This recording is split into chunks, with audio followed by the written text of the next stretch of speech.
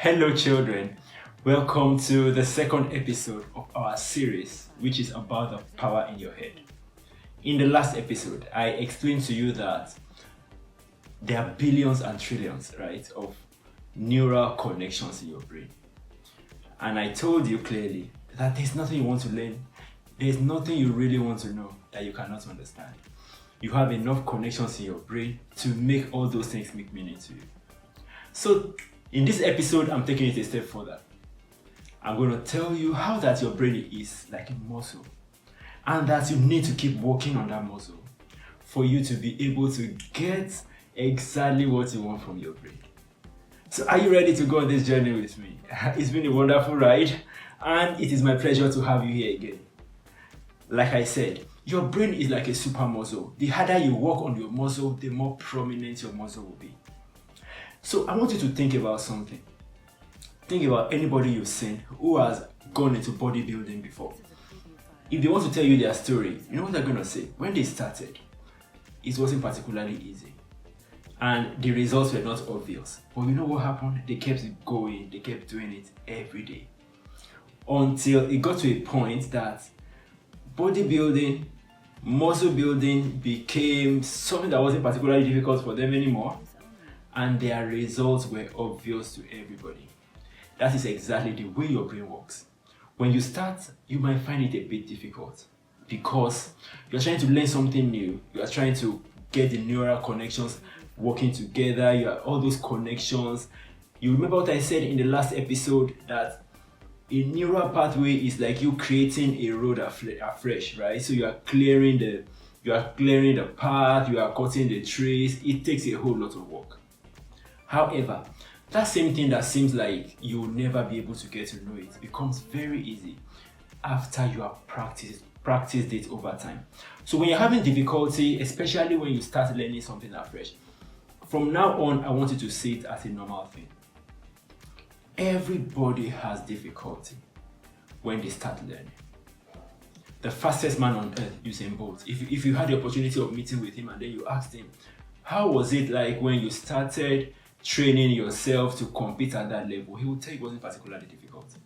So it wasn't particularly easy rather, but he kept at it. While he kept at it, his brain was developing the necessary neural connection to power his body to function at that particular level. And what stood him out is that he never gave up. So you're not going to give up on your studies, you're not going to give up on believing that you are a genius. You never give up on that. Anytime you approach your studies on the basis of, I have the capacity for this. It's a journey, and right now I am developing my capacity. I am developing my ability to be able to function in that capacity. So if you have struggled with figuring anything out, you need to understand that it's like you are lifting heavy weights. You try it for the first time, you are not able to do it, but if you keep doing it, over time, you'll be able to get it. You'll be able to lift it, right? Your information also comes to you like heavyweights. So your brain is trying to lift it. That is why, think about it, you want to memorize something, and then you start afraid. When you start initially, you're like, oh, okay. And then you see the first line, the second line kind of eludes you, and then you go back to it. That is how it works with the brain. You are trying to lift that weight of information. Don't give up on it. It is a natural sequence of how your brain functions. When you keep working at it like that, what happens is it gets stronger and stronger over time. Children, so let me ask you a question. What's something that you tried very hard to learn, but you kept practicing it? Now, you didn't give up on it. It could be your multiplication table. I can remember when I was very young, like when I was in early primaries, primary 1, primary 2, maybe primary 3, multiplication table was a big deal for me. It was a big deal. And if someone had told me that, oh, don't worry, just give yourself a little time, you'll be able to master this thing. And even if they wake you up, right as you are waking up, they tell you, recite the multiplication table, you'll be able to do it. I might actually have doubted. Because at that time, I looked around, it was like, this is the end of the world. But right now, I know virtually everything there is about multiplication table. So that is exactly how it is with you right now. Is there something you tried to learn, but you kept practicing? Look back at when you started and look at now. How well have you improved? I'm sure you have improved significantly well. That is how it's going to happen with every new thing you are learning. So you're just getting introduced to chemistry. And it's looking difficult. It is not difficult. It is just because your brain is starting to get accustomed to what chemistry is all about and what the learning system and learning pattern that works for chemistry is like. I hope you understand that.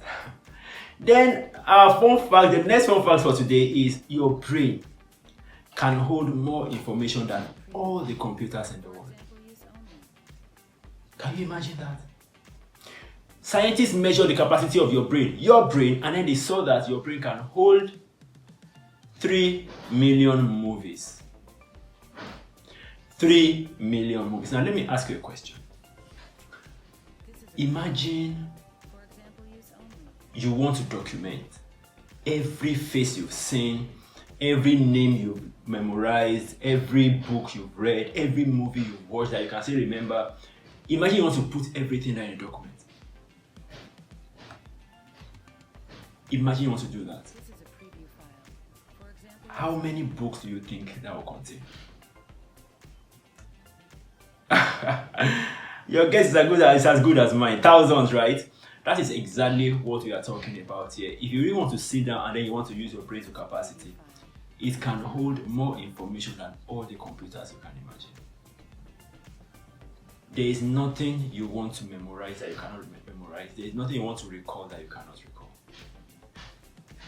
You can always recall everything that you have ever learned. You have the capacity to do it. So I don't want you to ever get to that point of saying, oh, maybe they have told you to come and take a particular part in your play, or you have a big book to read within a short period of time and then you feel this will be too much for me, I won't be able to get it. That is not you. With the brain you have in your head, you can learn it. All you need to do is to sit down and ask yourself, what is my best learning method? How can I leverage on that? And how can I use that to learn this new thing I'm trying to learn? You have the capacity for it. You have the capacity for it. So if you can see your friend, or let's say 5 years ago, someone you've not seen for 5 years, and then you see them, you recognize them, that tells you something significant about your brain, right? And if you can memorize the faces of hundreds of people in your school, do you know what that means? Put that in a book. Put that in a book, and then you'll see how many books you will have with the faces and names of people. It is very, very significant. So don't take that for granted about yourself. You can learn anything you really want to learn. It's just a matter of practice and a matter of using the right method. Number 3 for today, I want you to know one thing. Your brain loves pictures, emotions, and stories. That is why it is easy for us to learn in pictures. And let me tell you something. Do you want to make learning long term? You want to make your information permanent?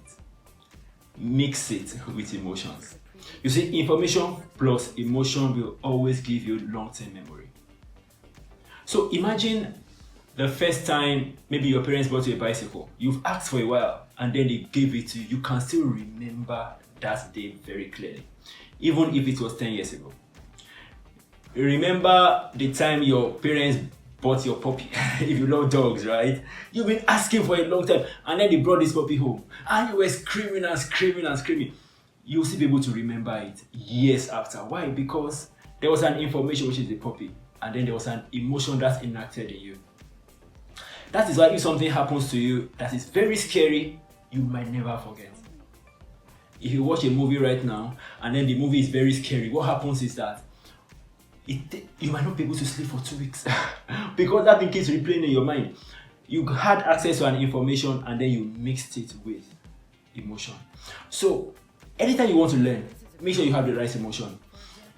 If you are going to school excited, you learn better than if you are going to school grumpy, because your brain loves emotion. Anything you learn, if you can translate it to a picture, it is always very efficient. That is why I teach children point of loci, and then I also teach them mind mapping, because these things translate information into pictures. So if you can translate your information into pictures, it makes it stick better. If you can add some emotion to what you are learning, you are excited about your learning and about your learning process, it makes the information stick better. Your brain is able to remember what you learned under a happy circumstance very, very efficiently, because you are able to relate that learning to that emotion, and then it makes it stick with you, right? So your brain loves pictures. If you feel like drawing, having illustrations of what you have learned is a natural thing, don't say, oh, I'm now 16 years old, will I be doing that? Yes, please do it. Because I still do it when I'm learning. So when I have so much to learn and then I feel I need to be able to remember very important details about what I'm learning, I can present what I have learned in pictures. It really helps me to be able to recall, because you can recall pictures easily. So if you have a note that is like 3 pages, if you can summarize everything into maybe like 2 pictures, it's easier for you to learn. If you can do that, don't think it's child's play. No, it is not child's play. It is your brain seeking expression. Your brain wants to learn more, your brain wants to know more. So represent your learning in pictures and add some emotion to it. Be excited about school. There's always something to be learned in school. That is why anytime you are going to school, ask yourself, how excited am I about going to school? Make sure you excite yourself, right? Look forward to seeing your friends, look forward to seeing your teachers, look forward to learning something new from your teacher. It will make your learning better. So let me ask you a question. What is your favorite costume? And what do you remember about it? So, can you remember maybe an episode in your favorite costume that you saw about 3 years ago? I still remember some very interesting movies that I saw maybe like 20-25 years ago. I still remember. I remember a particular movie I watched. I think I was in JSS 1. That's about maybe almost 30 years ago now. The movie was titled Child's Play. I loved it so much. A horror movie, but till today I still remember some of those scenes very, very clearly. Why? My brain loves pictures. And movies come in pictures. Right? So don't forget that your brain is like a super muscle. It grows stronger every time you challenge it. So when you challenge your brain, it's getting stronger. When you are learning something, you don't know it, your brain is getting stronger. So don't give up. Do it. It gets stronger and stronger. That is how it is, right? Then number 2, your brain can hold as much information as you want it to hold. Number 3, emotion plus information equals long-term memory. Your brain learns a lot when you are learning in pictures, and when you add emotion to what you are learning, your brain learns a whole lot, right? So let me ask you a question. Have you ever wondered why?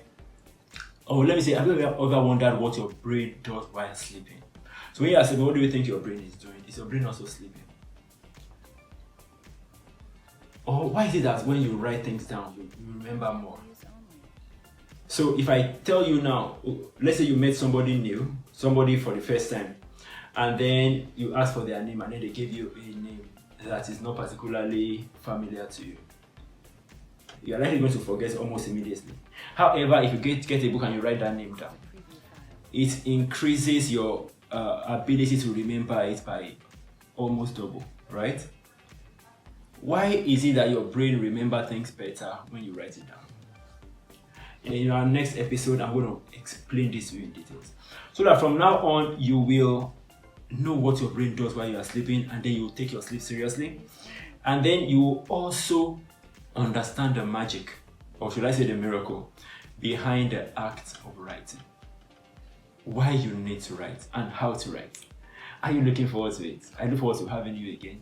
So keep checking for the next episode. And don't forget, if you have any question, drop it in the chat box or in the comment section. Or you can send me an email. It's always in the caption. I look forward to hearing from you, and I look forward to you becoming the genius that you really are.